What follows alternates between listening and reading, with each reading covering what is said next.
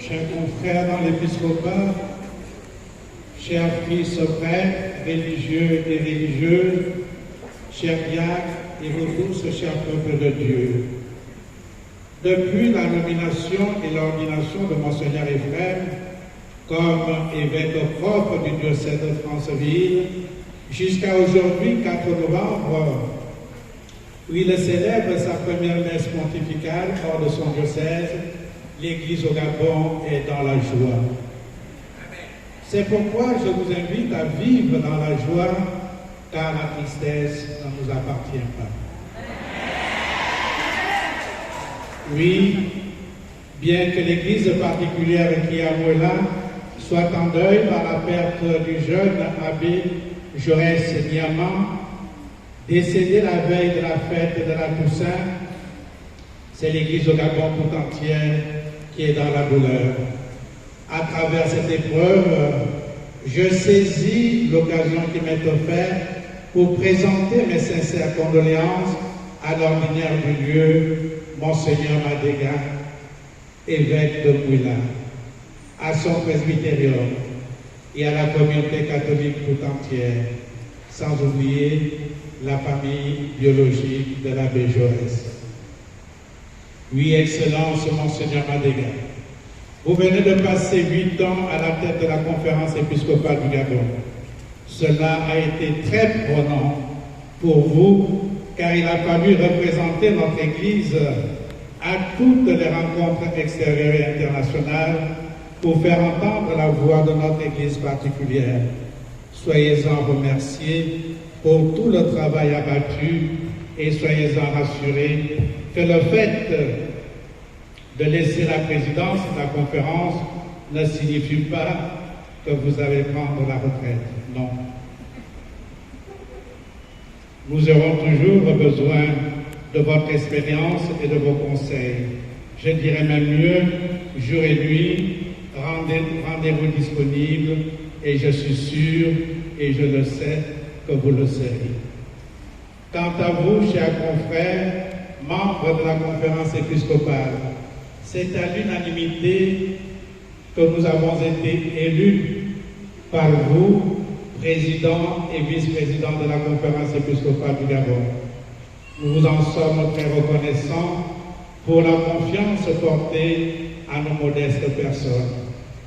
Chers confrères dans l'épiscopat, encore une fois, merci pour cette confiance en nous, car nous avons été très touchés par votre choix sur nous et nous vous promettons de ne pas vous décevoir et que tous soyons un. Alors nous disons, travaillons la main dans la main dans la communion et l'unité pour le bien de notre institution en particulier et pour notre Église en général.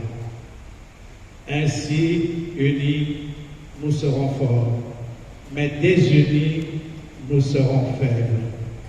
Prions Dieu pour que notre conférence soit soudée par lui et que l'Esprit Saint demeure en chacun de nous et qu'il nous éclaire pour les projets communs à venir. Oui, chers confrères, par mon expérience, je vois en vous l'amour divin. Aussi, je vous prie que cette union continue à porter des fruits. Je sais que moi tout seul, je ne peux conduire ce bateau de la conférence épiscopale que vous veniez de me confier, la gouvernance. J'ai confiance en vous comme vous avez eu confiance en moi. Si donc je me présente aujourd'hui à vous, je ne manquerai pas de faire allusion à Jonas, qui refusait de partir à Ninive à cause de la mission que lui confia le Seigneur.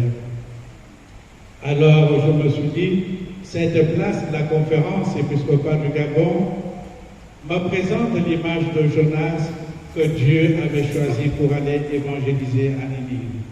Et Jonas refusa. Et au finish, il s'est retrouvé à Ninive. C'est pour vous dire que, chers confrères, je me retrouve comme Jonas à Ninive, comme si j'étais dans un rêve, et vous rassurer, que je me suis réveillé à l'instant et ma mission a commencé. Si aujourd'hui, Dieu m'a choisi pour être à la tête de cette conférence épiscopale du Gabon, c'est pour édifier le peuple de Dieu, les enseigner et les conduire vers lui. C'est cela ma mission, vous montrer le chemin du Christ. Chers confrères dans l'épiscopat, pour terminer mon propos, je voudrais vous raconter une petite histoire. Il était une fois un roi et une reine qui partirent en voyage afin de prendre part à une cérémonie solennelle. Avant d'arriver sur les lieux, sur leur chemin, ils trouvaient un homme qui était sur le point d'être lapidé. Alors, la reine demanda « Que se passe-t-il » Le peuple répondit qu'il doit 1000 € à la communauté depuis plusieurs années, sans vouloir rembourser sa dette. Alors, la communauté a décidé que s'il ne rembourse pas les 1000 €, aujourd'hui même, il sera lapidé et tué. La reine mit la main dans son sac et sortit 500 €. Et le roi compléta 400 € et il demandait à la communauté si elle pouvait déjà libérer l'homme. La communauté répliqua que non, car il manque encore 100 €. Alors, la foule qui était là, suite aux efforts du roi et de la reine, trouva encore 98 €. Et la reine demanda si l'on ne pouvait pas déjà libérer le monsieur. Cette communauté répondit que non, car il manque encore 2 €.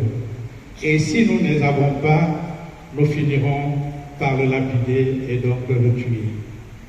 Et la foule qui était là n'avait plus rien. Chacun avait donné tout ce qu'il avait et tout ce qu'il pouvait.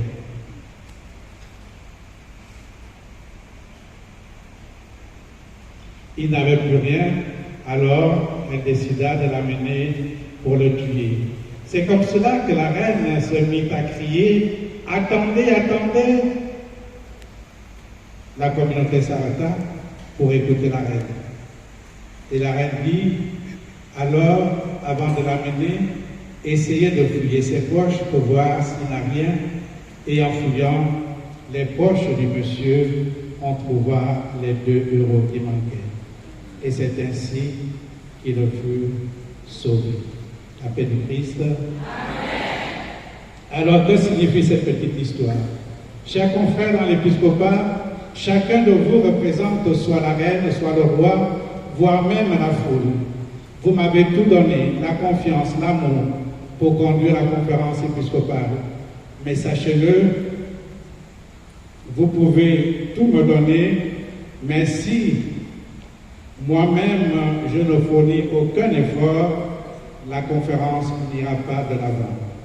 Le peuple ne sera pas sauvé et moi non plus. Alors, soyons unis et merci encore pour cette confiance mise en moi et que le Seigneur